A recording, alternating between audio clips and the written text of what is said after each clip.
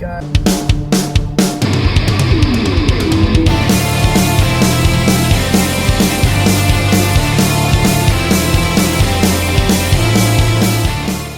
it is day 3 of Apocalypse Week, and for some reason this angle in my car really accentuates how pink my cheeks are all the time, and it also makes my eyes look really like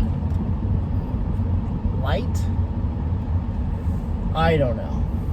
We're figuring it out. If you've followed me for a long time, you know that this is how my old videos on my old channel used to be. When I would daily vlog, I would basically just sit in my car and complain a lot about life, and it really was all stemming from one person that was kind of dragging me down at the time. And I guess that's what I want to talk about today, is be more serious and talk about kind of like issues that matter more than just being silly, because sometimes you can't just be silly. You can't just laugh things off. Sorry, I'm not looking at the camera. I'm trying to turn the road, and apparently everybody in this tiny town is on this road now, and now I'm going. And then, of course, I know this person. Hey. And then now we're at a stoplight. But I want to talk to you guys about sometimes it's okay to not just laugh things off. I know I've touched on this issue a lot in my videos, and it's really important to me that I can be like an outlet for you guys to just laugh and be silly and be goofy, and that's ultimately the goal. But also equally as important to me is that you know that you're not alone in this whole thing. So I know that this week especially is like really scary, and isolation is not fun. I don't do well with being isolated at all. I like being social. Look at that sunshine. I love being social. I love having people around. I love talking to people. I love joking. Obviously, you can tell that by everything about these videos. I just enjoy basically not being alone, because when I'm alone a lot of the time is when I start thinking about how much I don't like myself, how much I need to be better of a person, how I should be more kind to people, I should treat people better, I shouldn't tease people as much, and I start overthinking a lot of things that really aren't issues. I do treat people really well. I am nice to people. I do go out of my way to treat people with kindness. I'm not mean to people. But a lot of times when I'm alone, I start thinking thoughts of, why am I not a better person? What can I do to be better? Why don't these people like me? I have a hard time when people don't like me. Getting over that, and putting videos on the internet is not really a great way to combat that. I know, but there's a disconnect to me when it's people I don't know and they don't know my true character. It doesn't really bother me.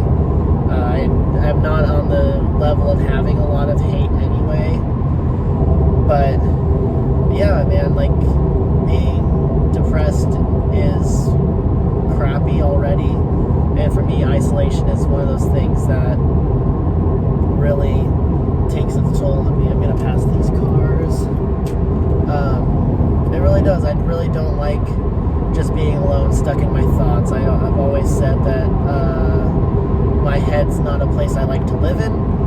I like to get out of there as much as possible by listening to music, watching movies, talking to friends, reading books, anything I can do to kind of get away from those. So when I'm in times like this where I'm like made to be alone, it's tough. And I'm sure that it's tough for you to do that too. And I guess I just wanted to talk to you guys a little bit about that. Being depressed is really crappy. I am diagnosed with severe depression is my little diagnosis. I get to add that to my stand-up credits. You may have seen him on YouTube. He's been all over the internet. He's all over Instagram. He's got severe depression. Please welcome to the stage, Hunter Franklin. It's one of my credits. I've got ADHD, which just kind of magnifies it, and you know, it's like I'm not saying this. That looked really cool. That bridge looked really cool. I'm not saying this to get sympathy or anything, because it's not new. You guys might not have known that about me, but it's not a new thing. That's I've had this same diagnosis since I was 14 years old. I'm 26 now. So for literally almost 50% of my life, I've known this about myself. That doesn't mean that that was the age that I didn't magically have it when I got diagnosed. I had it.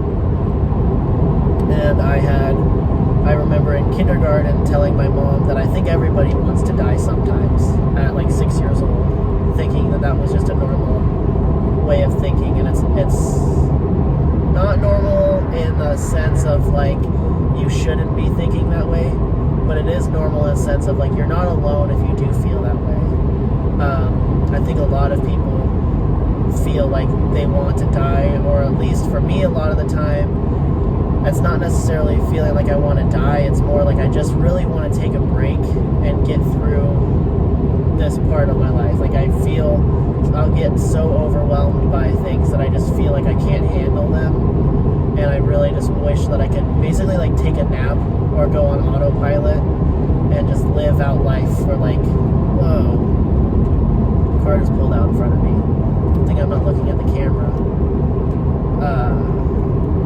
I really, what was I saying? I almost did just die, jeez. I would want to take a time out for like 6 months and just get through whatever I'm going through. I get overwhelmed pretty easily having to deal with certain things. So, like I said, not something I'm telling you guys so you feel sorry for me at all. That never has been and never will be the way that the reasons behind why I am open about this thing that I have, that is so important for me, for other people to also be open about it.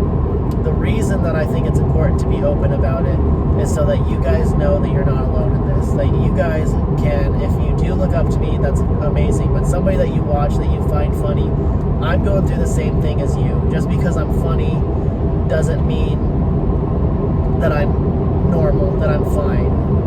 You know, and that is just an unrealistic expectation. I had a friend ask me if my YouTube channel takes off, if making music takes off, and that becomes my career, do I think that I'll be happy?